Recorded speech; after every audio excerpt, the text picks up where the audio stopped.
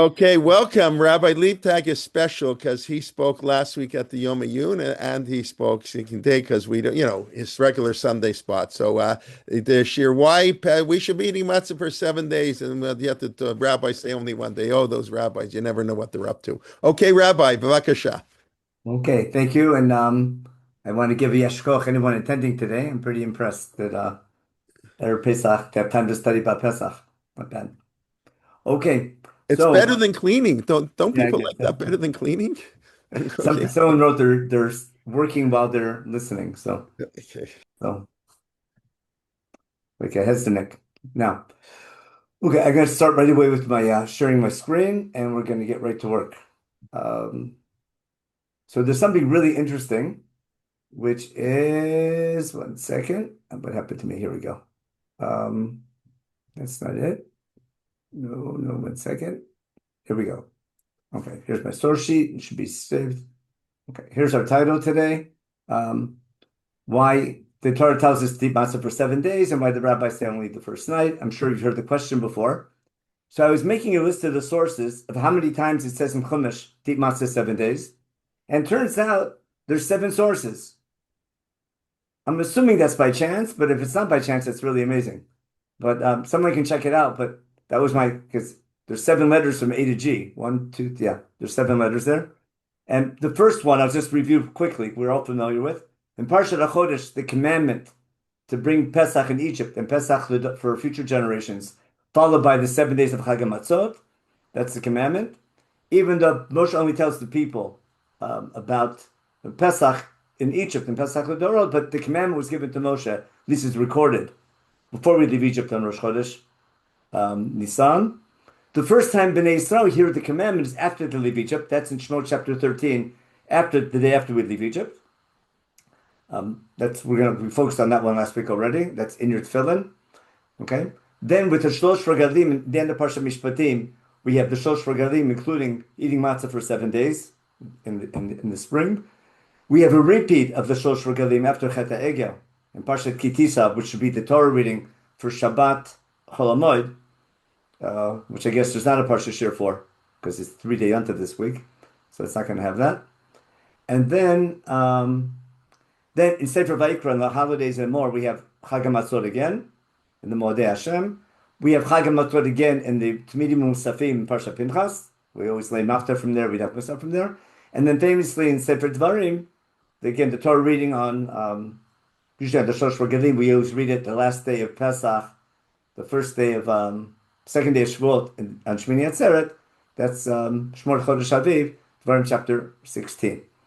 Right. So that's in each of those places, it mentions we have to eat matzah for 7 days at least once, sometimes even more than once. Now, you can't miss Pshuto Shemikra, you have to eat matzah for 7 days. And I want to, on the other hand, the rabbis say you don't have to. Now, in case I don't get any farther, I want to bring a big proof why the rabbis can be right, or maybe they're wrong in something else. Is there a commandment to work for 6 days a week? Who can answer that question? Yes. Have you ever read in Yes. the Bible there's a commandment to work 6 days a week? Yeah. Work 6 days and seventh to take off. Yes. It's in the Ten Commandments, isn't it? Now, does Jesus anyone showed him find it that way? kavod. Yeah. And there's a reason for it also, because God works 6 days a week. It's no less compelling than the reason we have to not work on Shabbat. Because it said God rested, therefore we have to rest. God worked, therefore we have to work. They don't study that in the yeshiva. Yeah, for sure. No one. Yeah. Now, what's it mean? It means that 6 days you're allowed to work, on the seventh day you can't. I just wanted to clarify that in the beginning because that might be one of our conclusions later on. But the fact that the Torah says 6 days you must eat matzah can be understood. 6 days you can eat matzah, but the main thing is you can't eat chametz. And that's the other title for the shir, which we were debating what title to give, is that what's more important, eating chametz? What's more important, eating matzah or not eating chametz? Now, most people think the main reason we can't have chametz is to make sure we eat matzah, because matzah reminds us of coming out of Egypt. And that goes back to a bigger question, which we'll discuss, is the main mitzvah of what we call Chag HaMatzot, is the main mitzvah eating matzah to remember what happened, right? Or the main mitzvah getting rid of your chametz, which is focused more on why it happened. That was last week's share a little bit. We talked about about what do we tell our children, gratitude, what happened, and say thank you, or destiny, basically why it happened, and purpose, and that makes it more meaningful for adults. So we'll try to go in that direction, but that's just a little introduction. So the first thing I want to do is show you in the different sources why it's mentioned so many different times. And then I want to show you how the rabbis reached their conclusion that we're not obligated all 7 days to eat matzah, only the first night. So let's take a quick look and think. Oh, just for the fun of it, when you make a bracha on matzah, remember at night, the night that you're chayv to eat, are you making a bracha? Is it matzah because the matzah comes with the korban pesach that night, or matzah for Chag HaMatzot? Or are you all confused now? Anyone ever study that? There's two reasons for eating matzah. There's a specific mitzvah to eat matzah with Pesach. That's in Parshat HaChodesh. A matzot yachlua. And there's also a mitzvah to eat matzah for 7 days that begins at night. So the matzah you're making a bracha d'oraita on. What's the reason for that? I hope you're confused. Don't feel bad. The rabbis have an argument about it. And you can be fulfilled both. But what I'm trying to show you, Chumash, I think, is intentionally conflating two different reasons for matzah, which will try to explain the deeper meaning behind it. Okay, now we're going to get to work and see all the sources. Quick chat, real check. Did I ask a question? Okay, I saw that chat. That's good. Okay, now back to, we'll go back to Chumash. Now, the first thing I want to show you before I get to the sources is why Pesach and Chag HaMatzot are two different holidays. Look on your calendars. I know, and remember in America, all the calendars were given by the funeral homes. Does that still exist? We always had a calendar. It was always a gift from the funeral homes. In Israel, it's always a gift from the insurance agent. I'm not sure why. I mean, because calendars, you need calendars for your sites, I guess. That's the way it goes. But on your calendar, In Israel, the funerals are free. that's right. But insurance isn't, especially the extra insurance. Now, very good point. Now, on your calendar, in your Jewish calendar, usually the 15th of Nisan is the first day of Passover.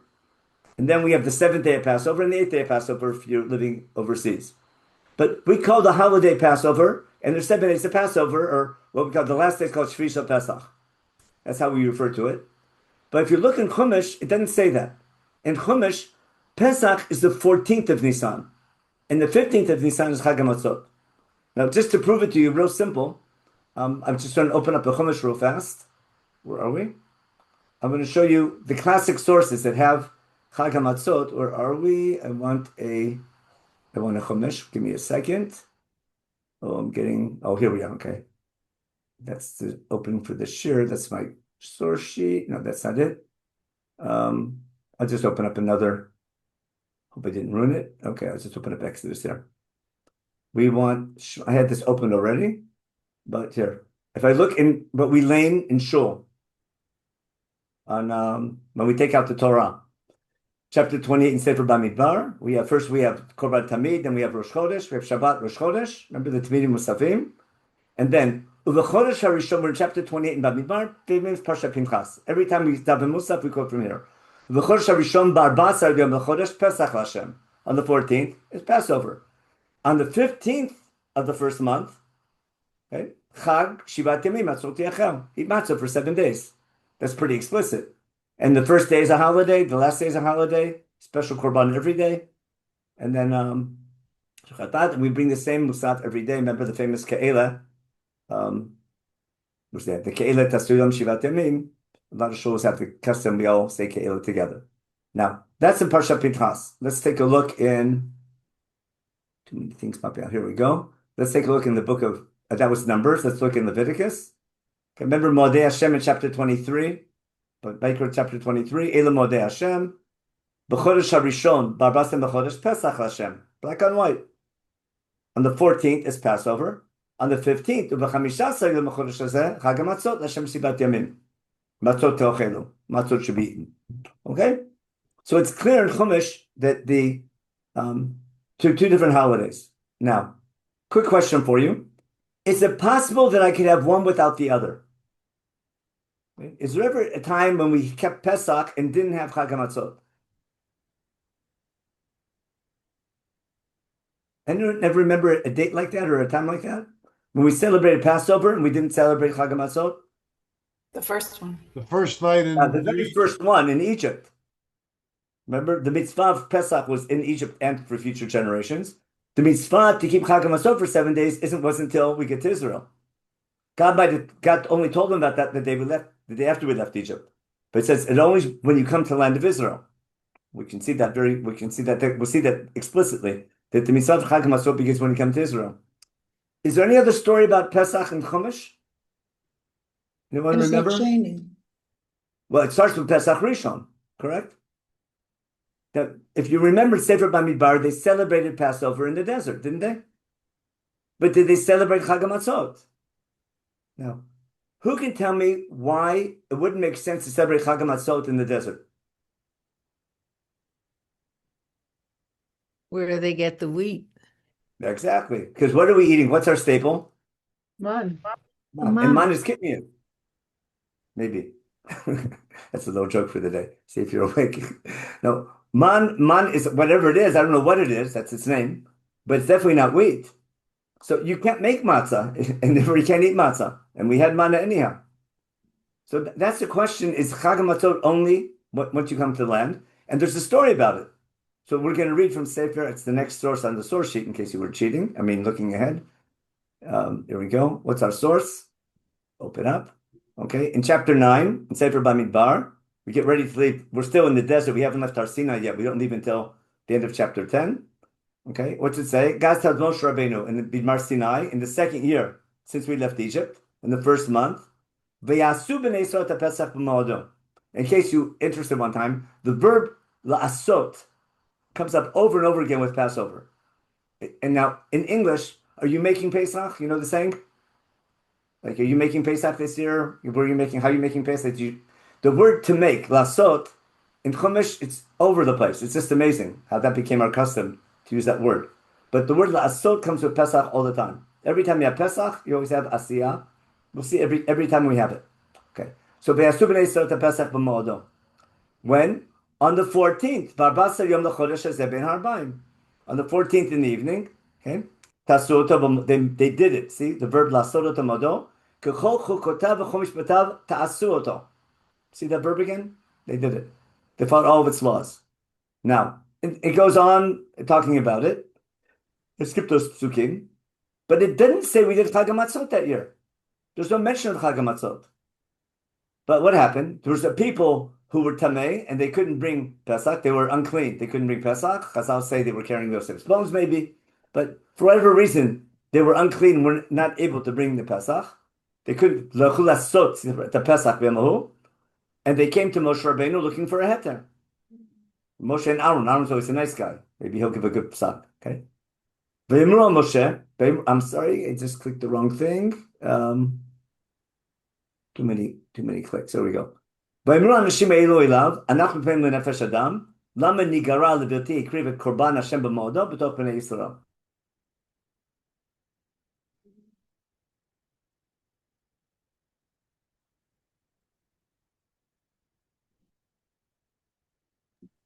Am I the only one who lost him? No. No, I was just wondering the same thing. Okay. Rabbi. We all lost you. Okay, let me email him. Okay.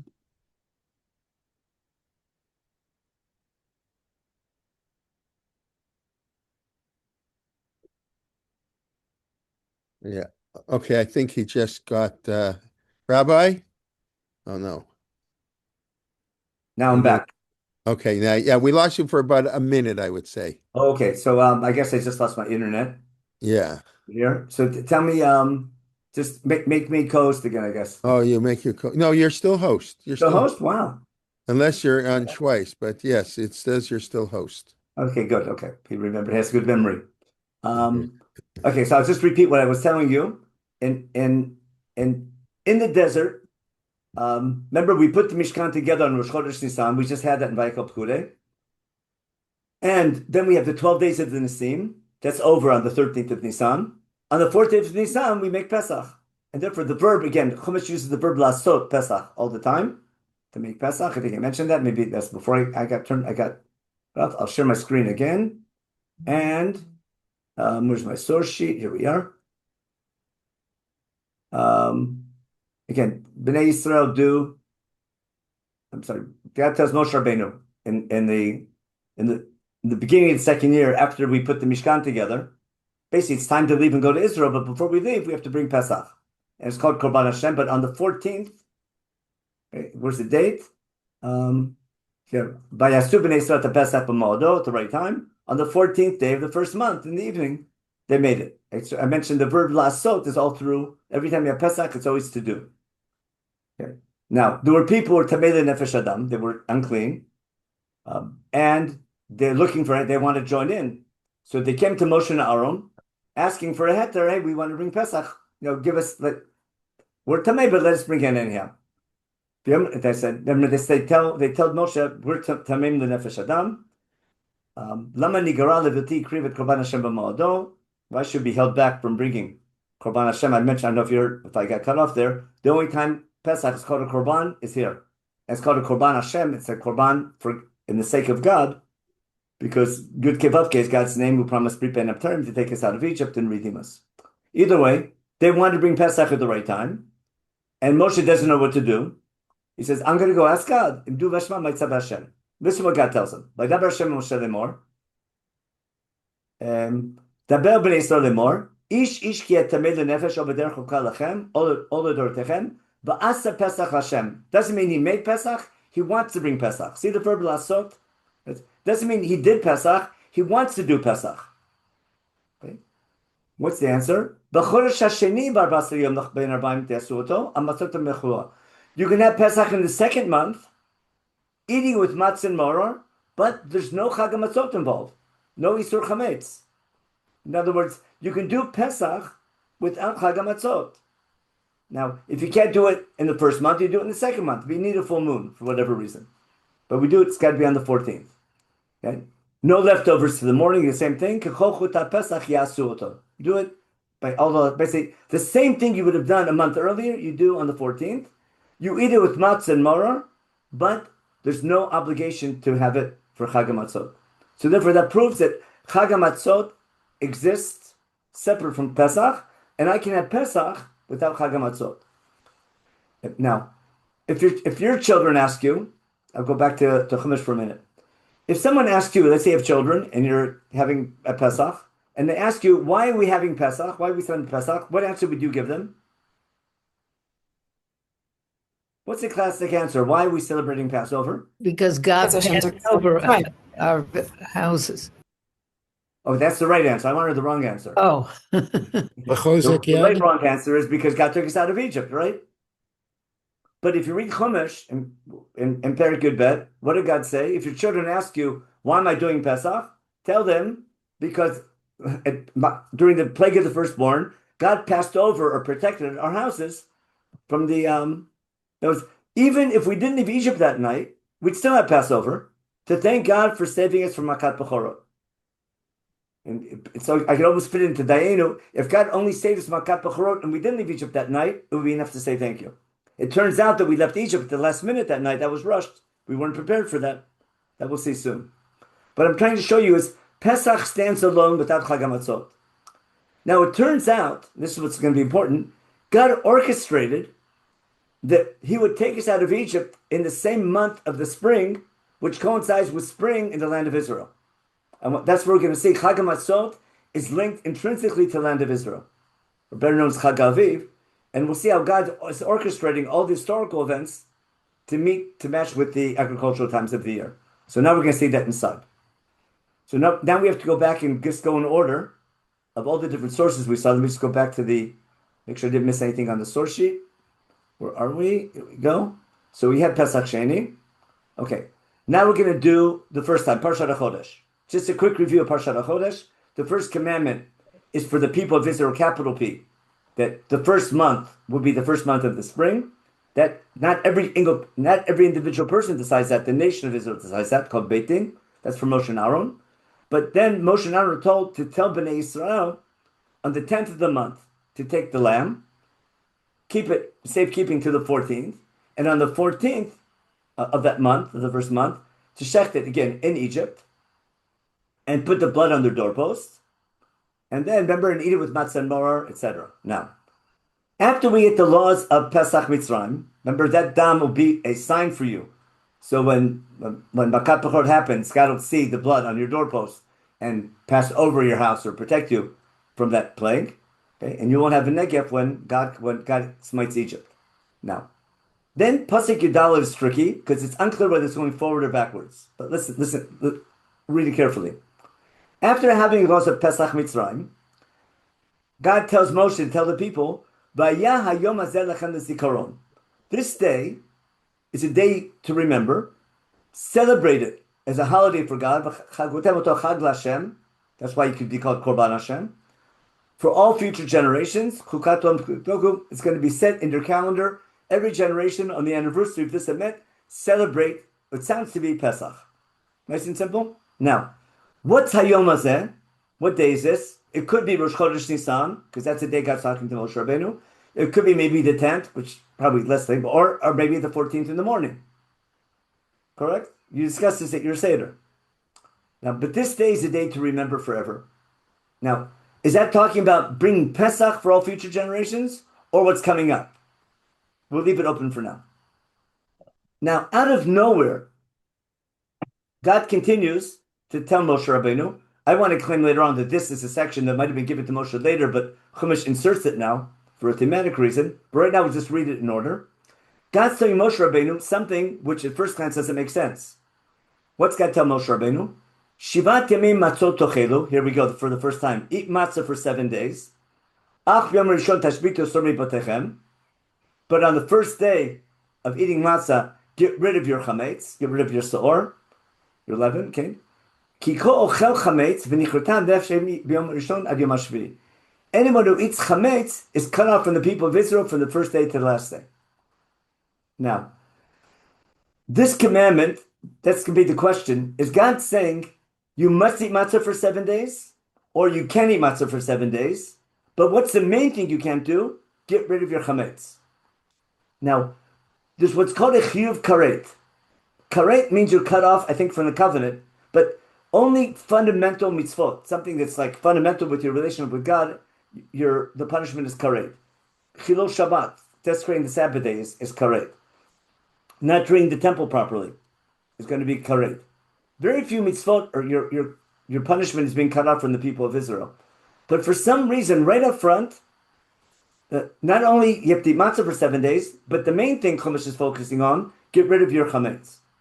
And that's going to be the big question. What is Chumash focusing on eating matzah for 7 days? And to make sure you eat matzah, don't eat chametz. But then I wouldn't be chayv karet for having chametz. And then why can't we own it and see it, etc.? But it could be the main mitzvah is you can eat matzah for 7 days, but the main thing is you can't have chametz for 7 days. And if you've transgressed on that action, if you own chametz or don't get rid of your chametz, you're cut off from the people of Israel. And the question is going to be, what's so bad about chametz? Okay. Now, listen carefully as he continues. Uviyom Rishon, on the first day of these 7 days, have a gathering in Mikra Kodesh. On the 7th day of these 7 days, Mikra Kodesh, you can't do any work on those days except for cooking. Right? Nefesh, what's called Ochel Nefesh, which we hold as cooking and anything you need for the Suda meal. Now, whenever there's Mikra Kodesh, it's a set aside time. It's called a bank holiday, where you talk about the holiday. And if the marketplace was open, you wouldn't have time for the holiday. Therefore, banks are closed, what we call a bank holiday, and make a big deal about that day. But the first and last day of Chag HaMatzot is going to have what's called Mikra Kodesh, and you can't do work. Now, the next line is really complicated. Ushmartem et matzot. Watch these matzot carefully, whatever that means. Ki be'etzem hayom hazeh hotzeiti tzivotechem me'eretz Mitzrayim ushmartem et hayom hazeh lodorotechem k'lat olam. Keep this mitzvah of Chag HaMatzot, because on this very day, God took you out of Egypt. That's past tense, isn't it? And keep this day for all generations. Now, who can tell me what's problematic about God saying to Moshe now, on Rosh Chodesh Nisan, on this day God took you out of Egypt? It hasn't happened yet. Exactly. Now, one possibility, the commentators say, God knows the future. It could be he wrote the book. But again, why tell us the future before it happens? And when you study the story of the Exodus later on, it seems like God's decision to take his house that night was a last-minute decision that we didn't know about until the 14th. That was a show we did once upon a time in Choshech. It seems like God's decision that it's over after the 10th plague is because Pharaoh told Moshe, don't come back here again, I'll kill you. Again, I don't want to go into that topic. But either way, why is God telling Moshe Rabbeinu that eat matzah to remember that God took you out of Egypt if we didn't leave Egypt yet? Now go back to your children. Ask your children. In fact, at our Seder, what do we explain? Why do we eat matzah for 7 days? What do we tell our children? Because when we left Egypt, we were rushed out of Egypt. We didn't have time for our dough to rise. Remember, because the Egyptians didn't let us leave. We didn't take matzah with us when we left Egypt because God commanded us. We were planning to bake bread that morning. We had dough that was rising at night. In the middle of the night, because of Makat B'chorot, out of total surprise, the Egyptians said, get out of my country, go serve your God as soon as you can. And they wouldn't let us. Remember, we'll read the Psukim soon. They forced us to leave Egypt, and we had nothing ready. And therefore, we took the dough with us. We didn't take matzah with us. We took dough with us that we were supposed to bake bread with in the morning in our ovens because we didn't have time because we were rushed out of Egypt. We'll read the Psukim in a minute. We took the dough, and we baked the dough the next morning as matzah. And then that morning, after we had matzah for breakfast and lunch, then God tells Moshe to tell the people, remember this day by eating matzah. We'll read that very soon in chapter 13. Now, once we left Egypt in a rush, and by chance, incidentally, what happens? The only thing we had to eat was baking matzah with the dough that we took out. Then it makes sense the way I remember that day is by eating matzah. But why command that before it happened? So it could be that all these psukim, Ibn Ezra brings up this possibility that even though these psukim are written in Parshat HaChodesh, they were actually told to Moshe Rabbeinu later on. I'll try to support that as we continue our study. But keep that in mind. Now we're going to continue reading this little section about Chag HaMatzot. And again, even though all the laws are there, we're going to repeat them again from a different angle. Let's go back now to what we were just reading. Share the screen. Okay, here we are. So again, we said, starting on Pasuk Tetvav, what were we told? Eat matzah for 7 days, no chametz, chayiv karet. A Mikra Kodesh is a day of rest on the first day and seventh day. Keep these matzot, because on this day, to remember God took you out of Egypt. And then we clarify. In the first month, Barishon, again, on the 14th of this month, in the evening, eat matzah. That coincides with when we eat the Pesach, okay? Until the 21st in the evening, eat matzah, okay? And then we summarize, Shivat Yemim So'or Lo Yimatzeh B'techem. During these 7 days when you eat matzah, or you can't eat matzah, you can't have so'or, you can't have leaven, because anyone who eats machmetzet, he'll be cut off from the nation of Israel. And then we end Kol Machmetzet Lo Tochelu, no machmetzet. Instead, eat matzah. Now, we're not going to do chiasms, but you can't miss this one, if you didn't notice. You see the chiastic structure? Pasuk Tetvav, eat matzah for 7 days. Last line, eat matzah and kol moshvotechem. No chametz, I'm sorry, Pasuk Bet, no chametz, I'm sorry, Pasuk Tetvav. So eat matzah for 7 days and no chametz. It says, kol machmetzet, don't eat chametz, eat matzah. See the match? 7 days, 7 days. Okay. And then shvar tevet hamatzot in the middle. And then basically you can't miss the chiastic presentation of it. Again, what we learn from it, that's beyond the scope of today's share.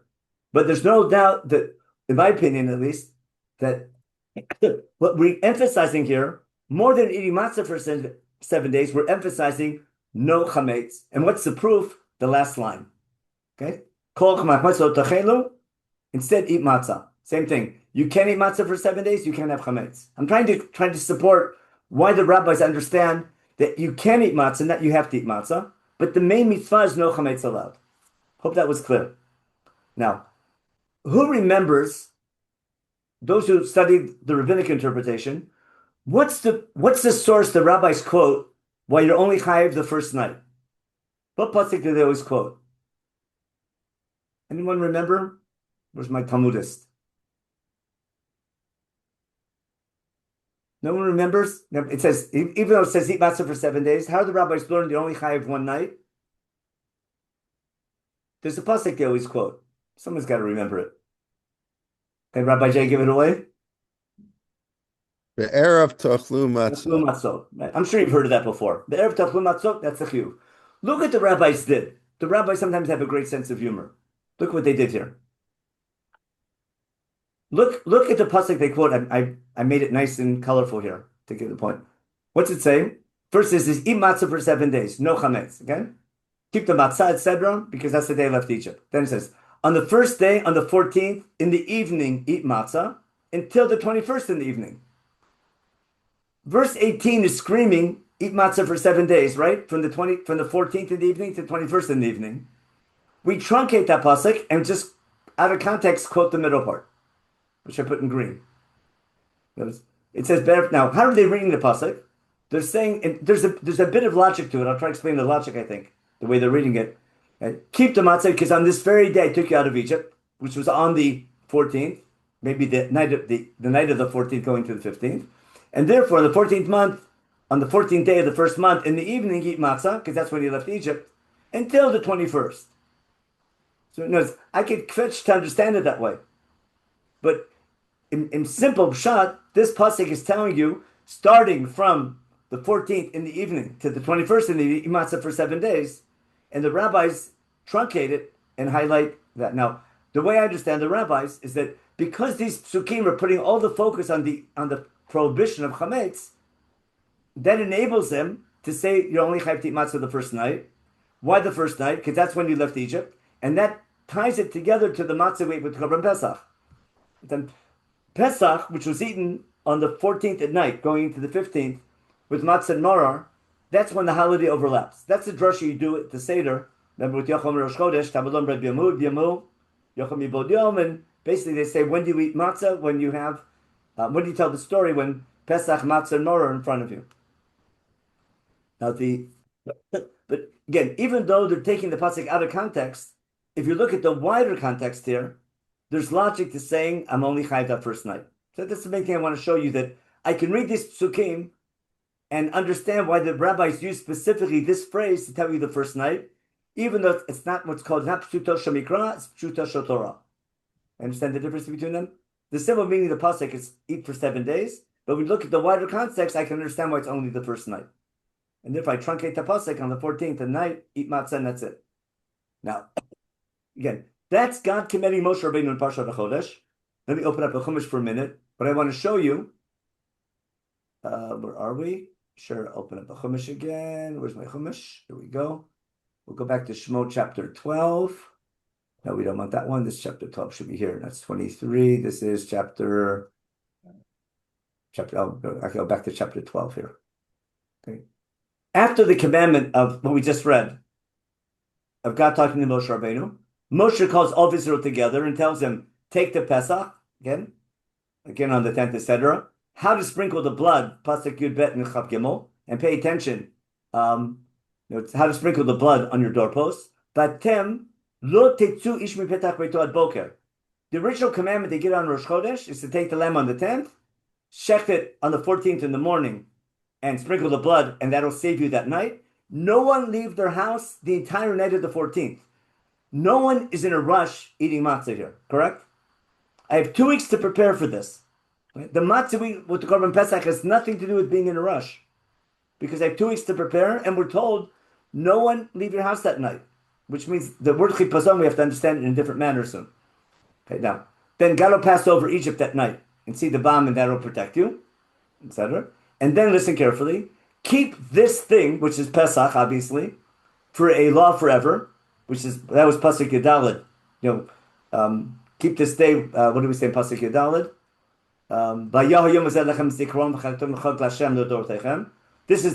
This clearly Pasuk Yudalid is Moshe Rabbeinu is explaining them now in Pasuk Chavdalid here.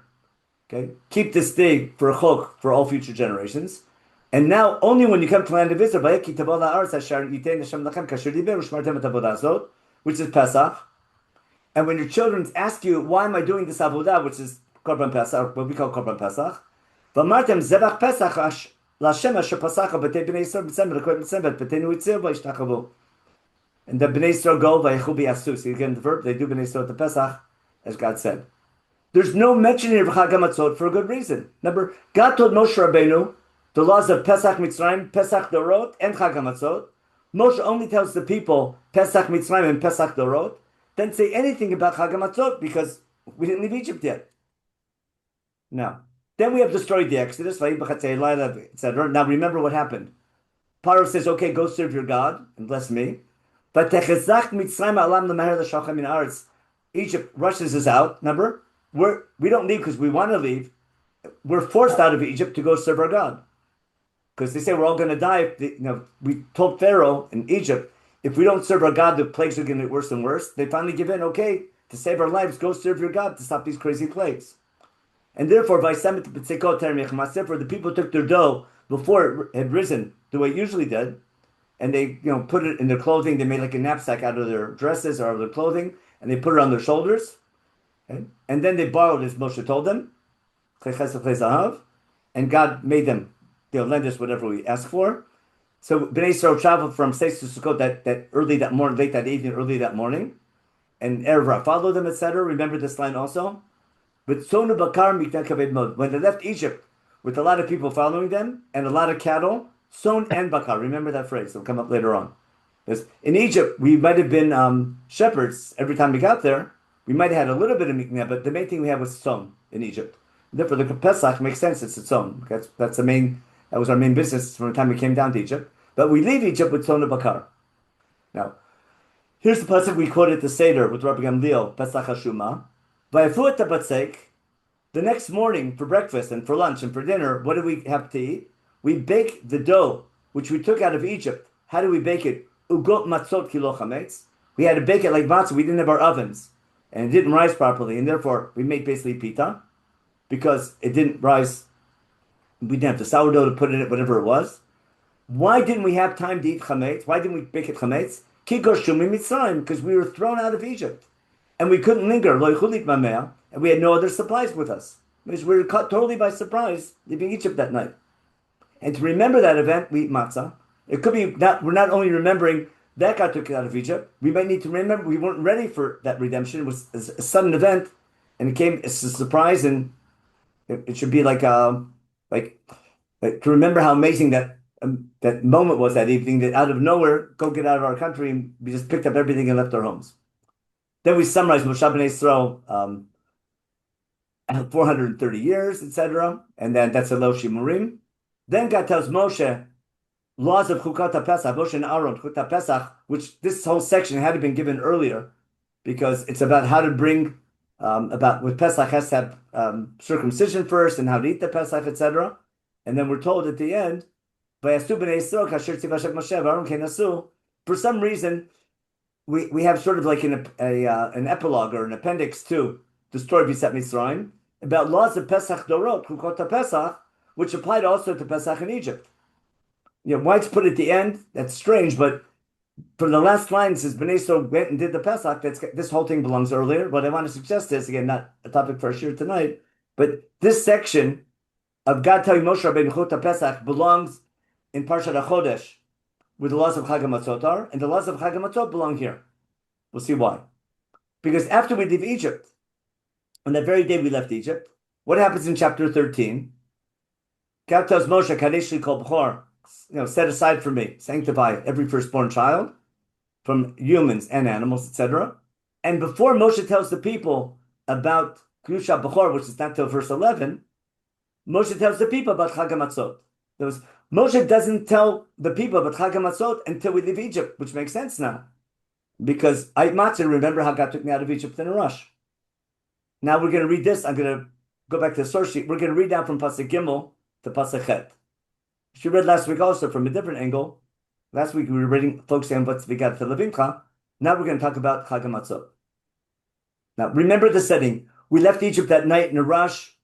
Everything caught by surprise. We had matzah for breakfast. We took all our goods with us.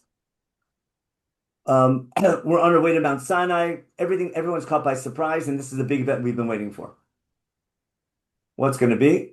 Now Moshe gathers the people together and tells them as follows. This is the next time we have Chag HaMatzot in Chumash. But remember, it's the first time Bnei Yisrael hear about these laws. That's what's going to be important. Okay, and that's how to make it bigger this way. Okay, now we're in chapter 13. Remember, we'll see in a minute, there's no precise date here, we'll see why. But this is the first time the nation hears about the command, even though Moshe got the land command earlier, this was recorded earlier. And in the meantime, we left Egypt and we went through the experience of taking our dough and running and having matzah for breakfast. Listen carefully. Remember this day we left Egypt. It's the 15th in the morning, or maybe afternoon already. Remember this day that we just left Egypt, because God took you out of Egypt. Remember all those amazing events. How do we remember this day we left Egypt? Doesn't say eat matzah. It says no chametz. I would expect here. Remember this day. Remember this is not. Remember we saw this last week because the Rambam holds. Our biblical obligation to tell the story once a year at the Seder is from this pasuk Gimel here. Remember this day you left Egypt. That's Mitzvah Tzipor Yitzat Mitzrayim. How do we know the 14th at night? That's from Bigat Telabimcha. That was the Rambam we saw last week. But listen carefully again. God tells the people, remember this day you left Egypt. How do you remember that day? By not having chametz. Isn't that strange? If eating matzah is to remember how we left Egypt, so say eat matzah. But it seems like the main way we remember this day is by not having chametz. And that's what's strange, but it's consistent with what we saw back in Perek Yud Bet. Now that's going to be the opening line. Now he's going to clarify what he meant. Hayom hazeh atem yotzim b'chodesh aviv. What's Hayom hazeh? This day, the first day, early in the spring. So remember, you're in the spring, Chodesh Aviv. And therefore, when you come to the land of Israel, Eretz Knani, do this avodah this month, in spring, because in the land of Israel, that's when grain harvest begins. Egypt might have been different, but the month of the spring, remember in Israel, we only have grain 2 months a year from mid-April to mid-June. And therefore, that's called Chag Aviv. The only time you can begin to harvest your grain in Israel starts in the spring. And therefore, God orchestrated our exodus from Egypt in the spring. Therefore, God wants us every year in the spring when we begin our grain harvest to remember not only that He took us out of Egypt, but why He took us out of Egypt. Because the memory of how we were mistreated in Egypt is going to affect what we do with our grain harvest. We'll see that soon. Now, we do this avodah, which is doing what? Eat matzah for 7 days. Shivat yamim tocha matzot. On the 7th day, a holiday as well, like we saw before. Matzot yechel shivat yamim. You can eat matzah, we'll say again, these 7 days. But you can't see and you can't own, you can't see, you can't have any chametz or any so'or in all your borders.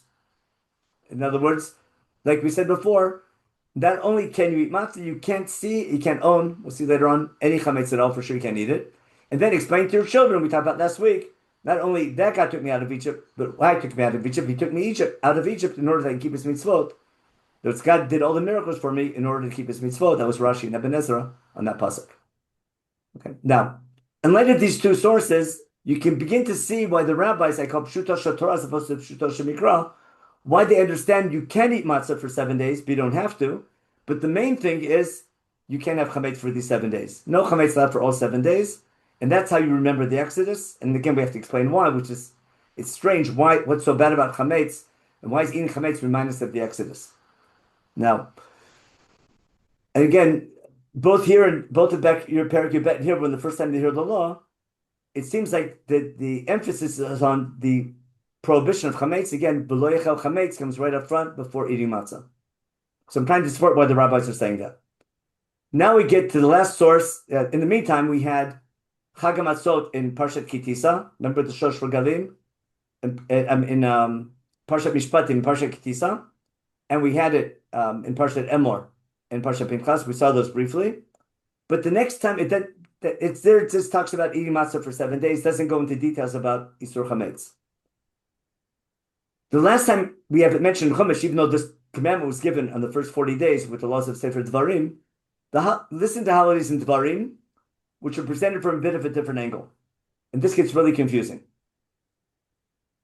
Remember, the Shosh Regalim we have in Mishpatim, we have in Kitisa, and now finally again in Dvarim as a unit. And Emor and Pinchas, we have all the holidays together. We include Rosh Hashanah Yom Kippur with them in Shabbat. Now, in the Shosh Regalim and Dvarim, it goes as follows. Shmor chodesh aviv asita pesach l'Hashem Elokecha. keep the month of the spring, and keep Pesach. That's a summary of what we just said. That's a summary of Perek Yud Bet and Perek Yud Gimel. Agreed? That's, again, this is nothing new that we didn't know before, but it's a summary. And don't be surprised the mitzvah begins with Shamor. Remember in Shemot it's Zachor, and here it's Shamor. Ring a bell? Remember the Dibrot, Zachor b'Shamor. Okay. Keep the month of the spring and do Pesach, because God took you out of Egypt purposely in the spring, again in the evening. Now, V'savachta Pesach Hashem Elokecha tzon bakar b'makom asher yivchar Hashem shaken shmo sham. If you study chapter 16 in Devarim in its context, the main chiddush, the main novelty, what's happening now, is that even though in Shemot it sounds like Pesach is that you celebrate at home with your family, etc., in Devarim it's saying Pesach has to be brought only b'makom asher yivchar Hashem, only what later becomes Yerushalayim, and that because that's the main theme in Sefer Devarim. There needs to be one central place of worship where you bring all your korbanot, and we don't want to have bamot around. Therefore, Chumash is emphasizing if you're going to bring a Pesach as a sacrifice, as a korban, it has to be only b'makom asher yivchar Hashem. You can't bring a korban in your backyard, even though it's much more convenient. Now, the rabbis are bothered by tzona bakar. Who can tell me why? Well, in fact, the Bible critics make a big deal about this. Because basically they came out with tzon, very little bakar. The original Pesach was only tzon, remember? The original Pesach was tzon, not bakar. Korban Pesach, sed lebeit avot, sed labayit. We're supposed to take a lamb. And now it sounds like that what? Pesach can be a sheep or cattle. So the rabbis answer is simple. Sheep for what? For the Korban Pesach. And cattle for Korban Shlamim. For a Chagiga, what's called. To make sure you eat it on a full stomach. It could be, I'm not arguing with halacha. That's how we paskin halacha, that Pesach has to be only from sheep. And bakar, you can bring what's called an extra korban. What I want to claim is the original Pesach in Egypt was a seb because that's what we had because we were shepherds. Plus, seb was probably also an Egyptian god. But when we left Egypt, remember what we saw? There, when we left Egypt, we left with Sona Bakar. So if Pesach L'Dorot is to remember our living Egypt, it makes sense. I include Sona Bakar now because that's how we left Egypt. You remember I'm talking about in the story of leaving Egypt that we're going to land on the first day of Pesach? Remember, Erev Rav left with them in Sona Bakar Mikneh Kaved Mod. So it could be the Dorot when we remember the Exodus. It's okay to have Sona Bakar. I'm just trying to explain Pshuto Shemikra. We don't paskin this way for sure. I'm trying to explain why Chumash goes out of its way to mention Sona Bakar after we left Egypt. Because now it makes sense because we left Egypt with Sona Bakar, and that was emphasized on how we left Egypt. Now, so that's Pesach Dorot. Now we have, in addition to Pesach, Lo Tachalav Chametz. When you bring Pesach, no Chametz allowed. It doesn't say eat matzah for 7 days. First and foremost, no Chametz. That comes up front. See, we're consistent, aren't we? Instead, you can eat matzah for 7 days, lechem oni, okay? Because you left Egypt in a rush, or hurriedly, whatever it was, left in Egypt. In order that you remember the day you left Egypt every day of your life. Now, we talked about this last week. In my opinion, the main chiddush here, the main point Chumash is making here, is that, make it smaller, okay? The main chiddush here is that the once-a-year mitzvah, its educational goal is to remember the day you left Egypt every day of your life because that affects your behavior. In Sefer Devarim, this is super important because all through Sefer Devarim, we take that theme, remember you were a slave in Egypt, and we use it to remember why we have to give our workers a day of rest on Shabbat. It's in the Ten Commandments. Why we give a bonus to our slaves when we free them, our servants. Remember you were a slave in Egypt. When we harvest our field, leaving over Leket Shicha and Peah. Remember the poor people when you're harvesting your field. Don't rip off people in business and don't mistreat people. Remember you were a slave in Egypt over and over again. Be nice to the stranger. Remember you were strangers in Egypt. The memory of the Exodus has to affect your behavior 24/7 every day of your life. Once a year I go crazy about it. And therefore I'm emphasizing, we talked about this at the Seder, Rabbi Elizabeth Nazari was hitting 70, didn't understand why we mentioned every day and every night. Until his Rabbi quoted this pasuk. The reason we go crazy once a year, because the educational goal of the yearly celebration is a daily memory. Okay, we talked about that last week. What I'm pointing out, though, is that the main mitzvah is no chametz. Instead, you can eat matzah for 7 days. Now, for the fun of it, think about it. This key is a key word. What is Key coming to explain? Okay. Three possibilities. Is Key explaining why we bring Pesach in the spring? Got it? Why we can't have chametz, or why we eat matzah for 7 days? In other words, is the Key explaining? No, it's this chipazon with the Key. We left Egypt with chipazon. Is that explaining why we have Pesach, why we eat matzah, or why we don't have chametz? You can check all the. By the word. Do we ever have chipazon beforehand? We had the word chipazon in Parshat HaChodesh. We ate Pesach with chipazon the first time around. Why? Unclear, because we had all night to eat it. But chipazon, I think, means hastily but eagerly, with excitement and readiness and trepidation. A lot of people translate. It's worried about what's going to be. We're about to be redeemed. Big things are about to happen. What's going to be our fate in all this? Remember, they had to be worried about it. So eat it with trepidation. But again, think about the word key here. What's it going on? It fits all three of them, but it's a pasuk we quote all the time. But remember that the key can go on either Pesach, no chametz, or eating matzah. Of course, they're all going to be related. Another little trivia thing is that lechem oni is only mentioned here for the first time. And what does it mean? Does it mean poor man's bread? Does it mean bread that reminds us of our affliction? Or does it mean conversation bread? Remember, the rabbis have all three. And my claim last week was that we break the matzah. Remember that yachatz was an icebreaker to start a conversation using poor man's bread to talk about our affliction, which fits all three explanations of lechem oni. Now we get to another rabbinic conclusion, why we only eat matzah, why you only obligated one night. We say like follows. Let's follow this now. Okay, don't have chametz, eat matzah for 7 days. To remember this every day of your life. Now, any store you can't have in your borders for 7 days, and you can't leave over the basar that night. You have to eat the whole korban that night. Okay, again, we're emphasizing again the isur chametz vayira vayimatzeh. Got it? For 7 days. Remember, lo alach, don't eat chametz. You can't eat matzah for 7 days. You can't see or own or eat any sore.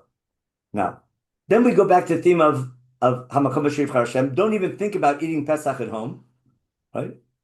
In your gates at home, which God's giving you. Only B'Makom Asher Yivchar Hashem. Okay, that's the theme of Devarim, not our topic for now. And on the anniversary when you left Egypt. And now you have to shecht it in Pesach, in the Beit HaMikdash. 1 night minimum stay, you have to cook it and eat it, B'Makom Asher Yivchar Hashem, and only leave the next morning to go back home. In other words, you have to bring it on the 14th in the afternoon, eat it the 15th at night, cook it there, and eat it in Yerushalayim that night, and the next morning, you can go back to your homes. So the first day of Pesach is over, and now, Sheish Tamim Matzot Techel, eat matzah for 6 days now. On the 7th day is an atzeret, don't do any malacha. That's the parsha. Now,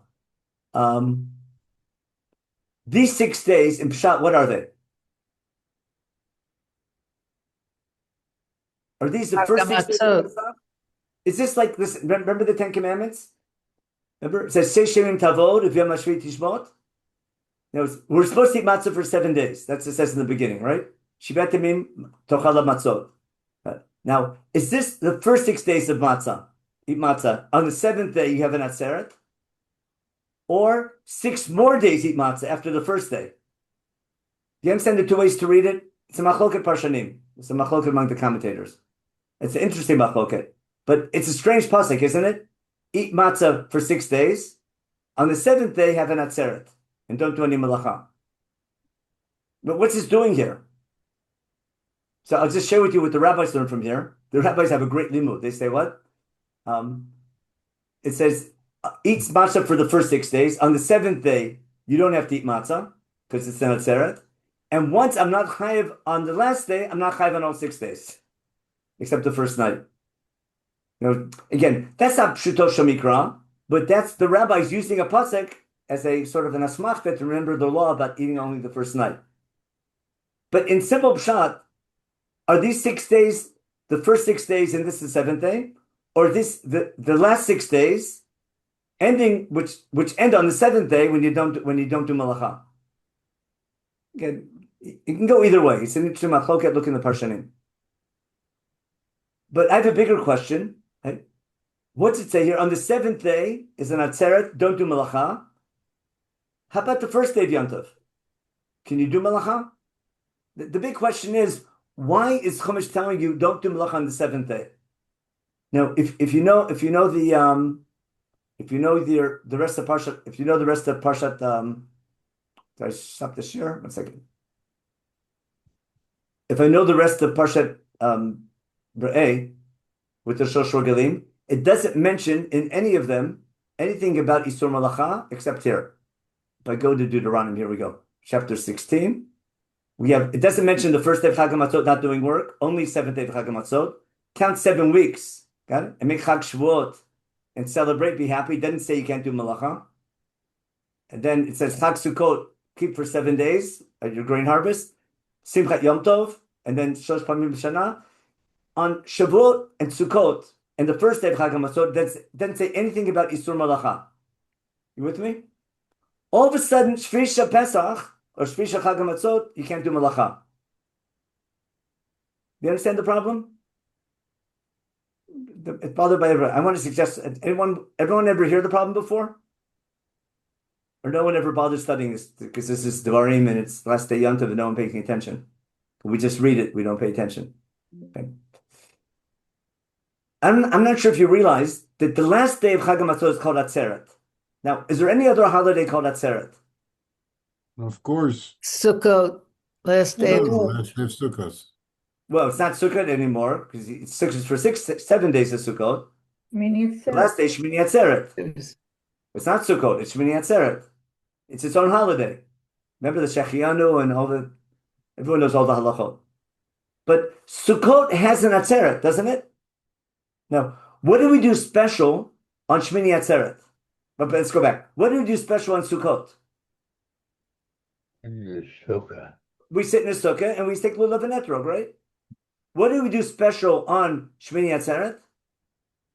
We don't sit in Sukkot. Okay, but what do we do? Nothing. What do we do? Isur Malacha, that's it. It's the only holiday where there's nothing special. If you know what's special, what's special about the holiday? That there's nothing special about it. That's the classic way we teach it, right? Now, the question is going to be, what's the purpose of the Atzeret? Now, what Hebrew word is hiding in Atzeret that you're all familiar with? If you live in Israel, you know it very well. If you ever got a ticket, right? It's called a stop sign. It's called Atzor. Right? A stop sign in Hebrew is called Atzor. Right? Or to be held back, ani atzur. Remember, someone in jail, ani atzur. I'm held back in jail. I forgot the word. Something incarcerated, something like that. I forget what's called in English. Atzur means to stop or be held back. Now, or atzeret, if you know Israel, is also the name for a demonstration or a gathering. There's an atzeret zikaron. Atzeret macha'ah comes up too often in Israel for either side. When you have a demonstration. A macha'ah. What's a macha'ah? When you're protesting something, atzeret is when people gather. Now, how's that double meaning? Because what do we do on a Mikra Kodesh? We gather. In fact, if I understand why are all the holidays back in Shmot already? Remember the first time we have the 7 days Chag HaMatzot on the first day Mikra Kodesh and the last day Mikra Kodesh. In Parshat Emor, Mikra Kodesh. They're all days that you can't do melacha. The reason you can't do melacha on Shabbat, it says kol melacha, that creates the Shabbos atmosphere. By refraining from creativity, that makes Shabbat. On Yom Tov, I'm not refraining from work to create Yom Tov. It enables Yom Tov. The act of stopping working on Shabbat, that sort of creates the environment of Shabbat. On Yom Tov, not working enables the holiday, because it enables you to gather and talk about the holiday. So what's the purpose of the last day of Chag HaMatzot? What I want to claim is the last day of the holiday, Atzeret, the last day of Atzeret is simply a time to bring the holiday home. Got it? By doing nothing, doing nothing is important, because when you're doing nothing, what do you focus on? What was the holiday about? I need a day just to think about it. It's so Jewish, biblically Jewish, where you need halakha, you need ritual, don't you? You need ritual to remember all these events and to remember why you're chosen and what happened and all the purpose of all these holidays. But the danger is the holiday becomes the ritual. So what do we do on the last day? No, like that's Shmini Atzeret. That's the end of the whole holiday season. What do? We do nothing, but not you do nothing. No ritual, right? No special mitzvah. It's a time to think and sort of to bring the holiday home. The way the rabbis have it, you don't leave the sukkah, you bring the sukkah into your home. Now, listen to my point. If I take Atzeret for Shmini Atzeret, Sukkot is this great holiday. The rabbis say on the last day of Sukkot, on Shmini Atzeret, I bring the sukkah into my home. It means I don't leave the sukkah, I take it with me. We don't leave Har Sinai, we take it with us. That's the Mishkan. I'm not going to leave Chag HaMatzot. Remember? What's the purpose of Chag HaMatzot? This is the key point of the share, the educational point. Chag HaMatzot, it's not once a year, it's every day of your life. That's remembering the Exodus, and its transformative memory, how it shapes your behavior, is something I need to remember every day of my life. Now, I go crazy about it once a year, but I need my transition day to make sure that what I talked about during those 7 days of Chag HaMatzot, I bring it into my day-to-day life. Now, in Pasuk Gimel, here, what do we have? Remember, the reason we go crazy 7 days a year and do Pesach, once a year for 7 days, in order to remember the day of Egypt every day of your life. How do we highlight the transition day from once a year to every day of your life? That's Atzeret. How do we take the meaning of Sukkot home to our homes? How do we bring the Sukkah into our homes? Shmini Atzeret. The goal of an Atzeret, you do nothing other than remember what the holiday was about. It's transition day that takes the theme of the holiday and moves it into your consciousness, into your day-to-day life, into what I call your core memory. I think that's the meaning of Atzeret. And therefore, what you do on the holiday, no malacha. That's why that last line is so important. Where are we? Share screen. Oh, here we go. If I go back and look at that line one last time. Okay, 6 days eat matzah, 7 days Atzeret. Don't do malacha. It's not as opposed to the other holidays. That's the essence of the Atzeret. Atzeret, you do nothing other than think about the holiday. Now, if the main point of Atzeret is doing nothing, then it makes sense why you don't have to eat matzah that day. And then the rabbis extend that for the whole week. But what I'm trying to show you all the way through, I can understand that the main commandment is not having chametz for that week, and you can eat matzah, but you don't have to. Except the first night, because that matzah comes with the Pesach.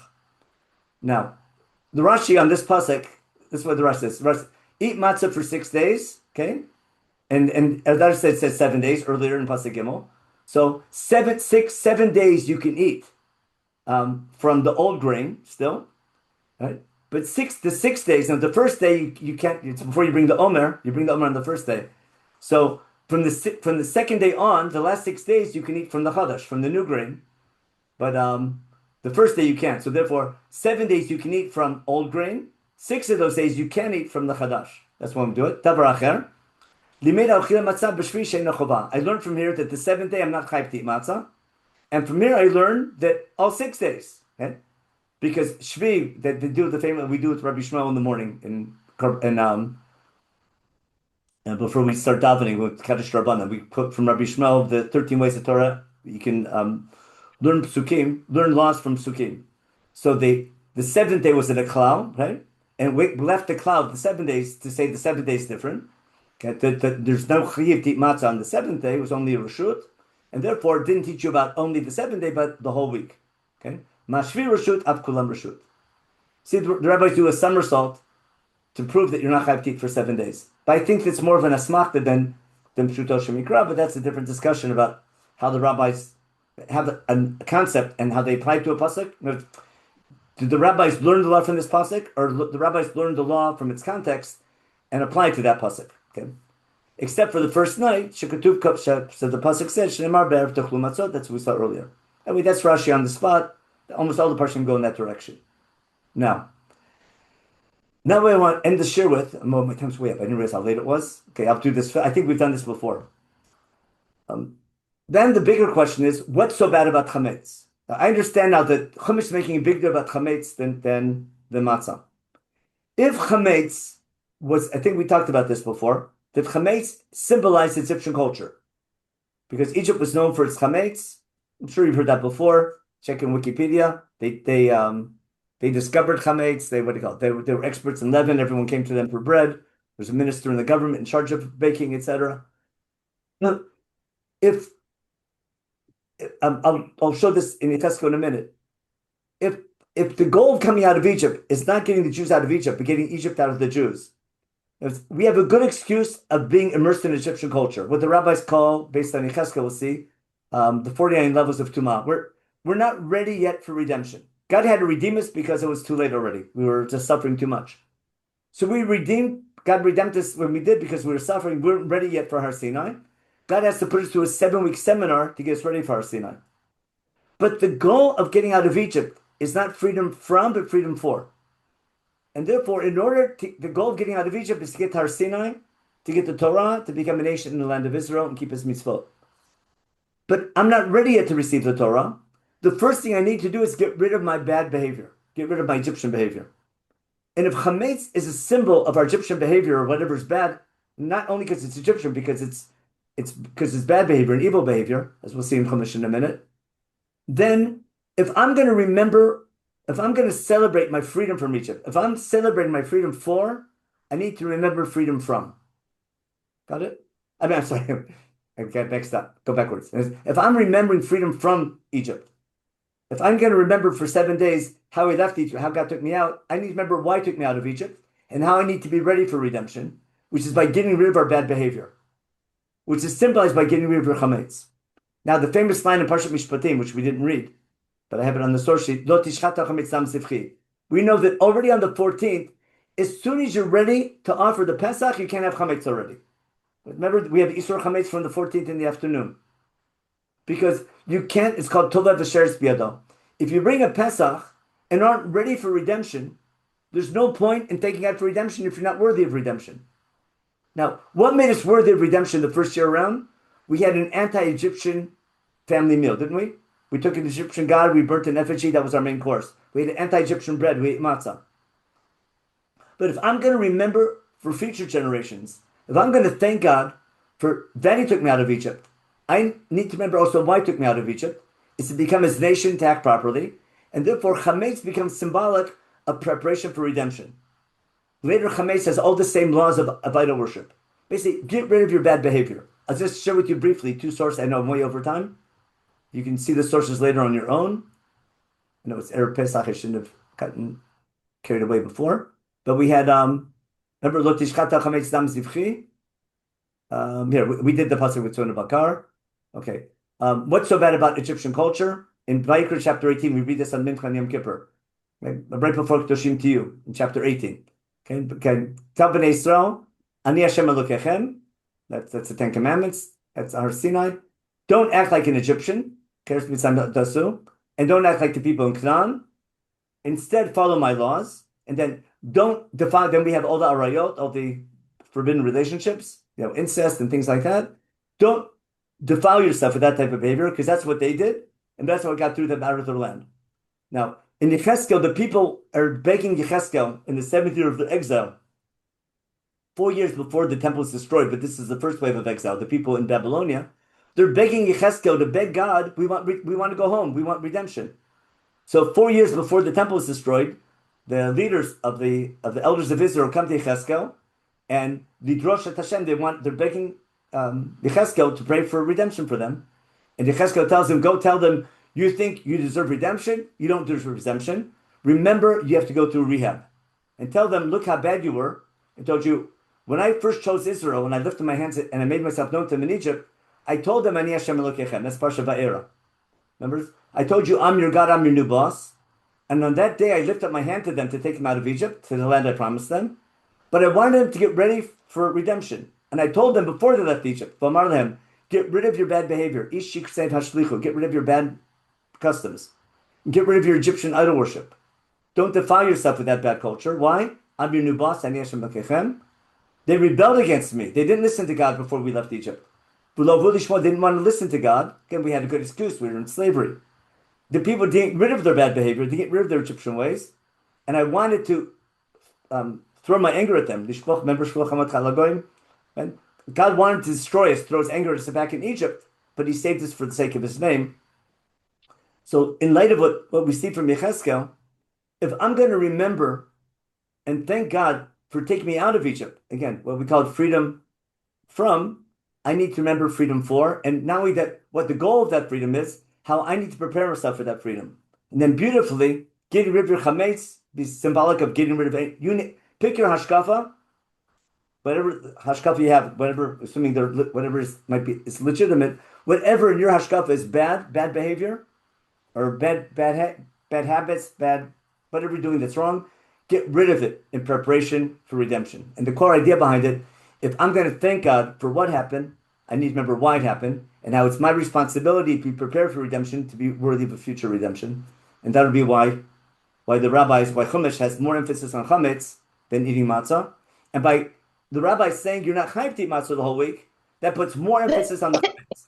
And I think that's Pruto Shel Torah. When I read all the psukim, not just that one pasuk, but because every time I have eating matzah for 7 days in the original presentation, it goes with that focus, no chametz, and the fact you're chayav karet. If the goal is coming out of Egypt is to become a covenantal partner with God, if I'm not ready, if I don't prepare myself for that covenant, I'm cut off from that covenant, and therefore owning chametz, eating chametz, etc., the punishment is karet. I mean, that's the idea I wanted to get across. Sorry for going so much overtime, but I think that explains why I'm trying to show you when you say the psukim carefully. Again, first glance, it says 7 times eat matzah for 7 days. How do the rabbis have the chutzpah to say you're not chayav? But when you read carefully, I think they're right on the mark. And then the way we read the psukim in Sefer Devarim, which is coming to emphasize the whole idea of transition. The goal is the daily memory, and therefore the last day of Chag HaMatzot is the transition day to bring the message home.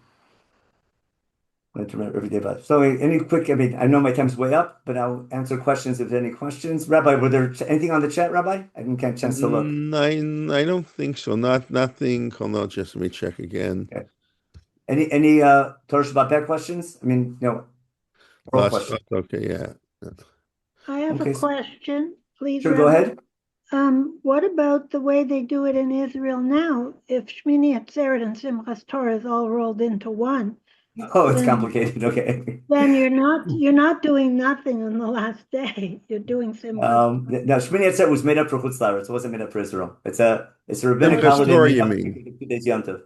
You mean Simchas Torah is made for Chutz And La'aretz? then now we don't keep Shmini Atzeret anymore. So we just keep Simchas Torah. We brought Chutz La'aretz, but that's a whole long historical. What happened historically? Okay, talking about history. Oh, what? I'm sorry. Okay, No, I was just saying, talking about history. Everybody, and hopefully we can pray Vishamdal Avateinu V'Lanu, which hopefully in our generation.